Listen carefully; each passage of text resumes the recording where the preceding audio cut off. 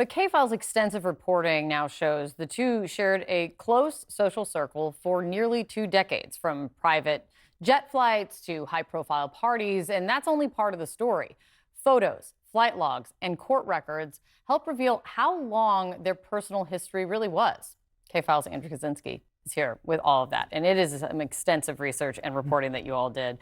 You've chronicled this relationship between Trump and Epstein from the 80s to what, mid 2000s is obviously when their contact probably cut off. What's the most striking thing that you find that kind of contradicts this? Donald Trump is no fan of Jeffrey Epstein. Yeah, so what we found, it really actually paints a portrait starting, as you said, in the 1980s up to the mid 2000s. It paints this portrait of a long, enduring friendship. I think there were several associates who have called them best friends. Epstein himself said that he was Donald Trump's closest friend for 10 years. And we looked through these hundreds of hours of video, hundreds of photos.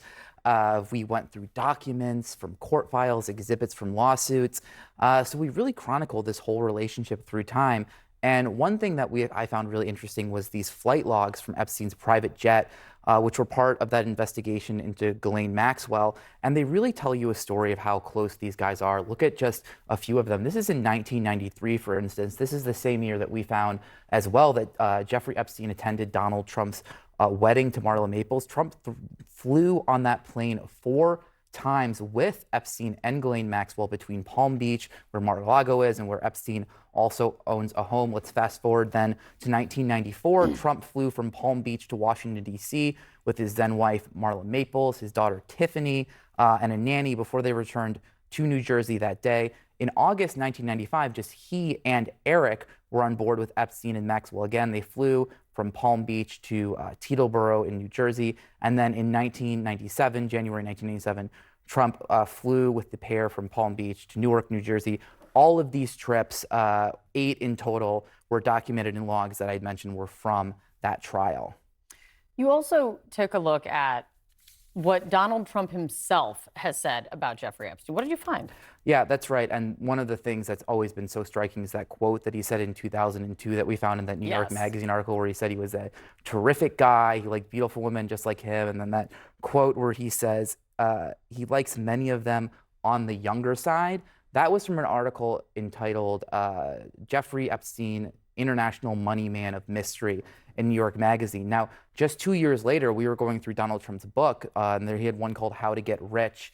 And then we wrote in his book that somebody named Mysterious Jeffrey had called him, and that you could see it right there. That's the passage from his book. He says Jeffrey calls in, but there's actually a lot of activity between these two in 2004. One of the things that was seized from Jeffrey Epstein's home during that initial investigation to him in the mid-2000s were message pads. And on those message pads, there were if you look here, 2 messages from Donald Trump in November of 2004. This is around the time the two of them actually were competing to buy a property in West Palm Beach. Trump ultimately won out. He beat Epstein, and this is allegedly part of what made their relationship deteriorate. Yeah, Donald Trump's talked about that as well.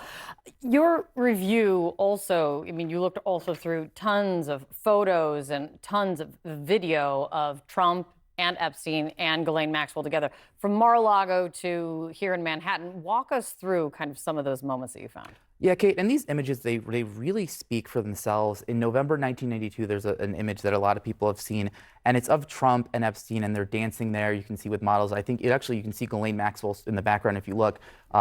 She was there just a second ago. Just a year later, we had found, or previously, Epstein was at Trump's wedding in 1993. That's the photo there on the left. 1997, you can see in that photo on the right, that's them at a Victoria's Secret Angels event. And then in 1999, this that I found in some archives shows Trump and Epstein, and they're actually chatting at a Victoria's Secret fashion show. In 1997, he was also photographed with Maxwell at a fashion show. These guys attended a lot of fashion shows together, it looks like. And then in February of 2000, there was an event in Mar-a-Lago that featured not only Trump, Epstein, and Maxwell, but also Prince Andrew was also at this event, and these images were initially published in the Palm Beach Post in the year 2000. So there's a lot of public appearances, and it definitely undercuts Trump's claim that he was not a fan and they were sort of just distant acquaintances. So what is the president saying about this? So we reached out to the White House. We asked them about all of this, and it's on CNN.com. If you read the timeline, it's very extensive. They didn't respond to any of the detailed questions that we sent, but Stephen Chung, who is the communications director for the White House, sent a long statement, said, quote, "The fact is that the president kicked him out of his club for being a creep." So it's going to be interesting to see, because he says they weren't close. He says he was not a fan, but we continue to just see more and more revelations come out. Yeah, and we've heard that similar statement from Stephen Chung many times about questions that linger. It's great to see you. Great reporting as always. Thanks, Andrew. A key figure in the Epstein case, who later worked for President Trump, could soon be called to testify under oath.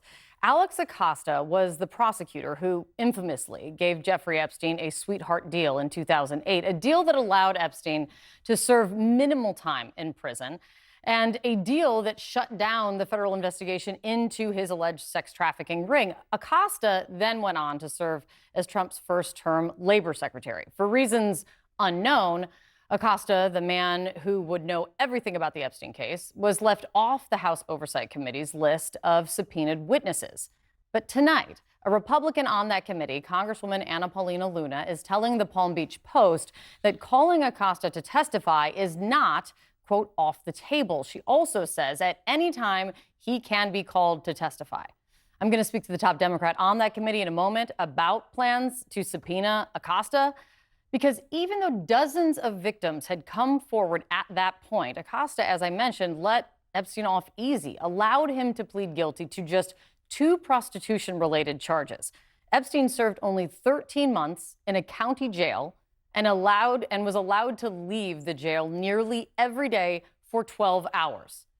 The Department of Justice review later found that Acosta exercised poor judgment in the case, although he continued to defend his actions years after the case was closed.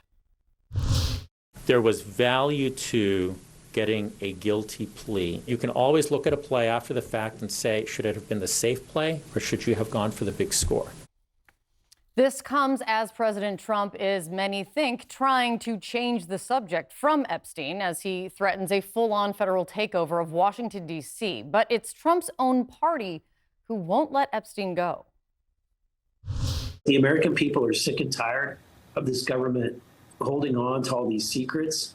They're sick and tired of being lied to by the intelligence community and by a deep state. I hope that we don't have to wait 60, 70 years to find out what really happened when it came to Jeffrey Epstein. Kristen Holmes is out front at the White House for us tonight. Kristen, just as President Trump was trying to shift attention to D.C., his takeover of the police department there, members of his own party are making Epstein front and center again.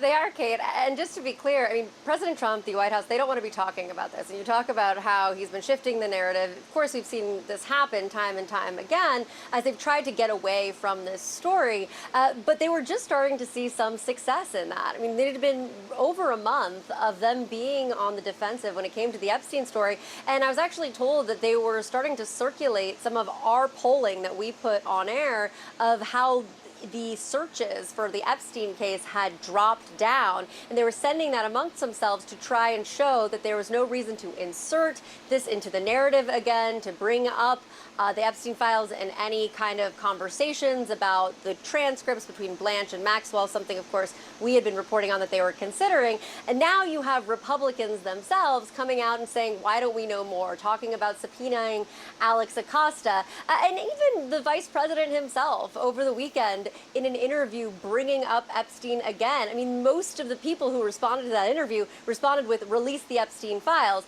So they're having a hard time actually getting away from this story, but I can tell you they want nothing to do with this. And the hope is that, of course, with this D.C. takeover, with the federalization, with the fact that they are so focused on that, and then moving into the Putin-Trump summit at the end of the week, that they can try again to move away from the story. We'll see how successful they are.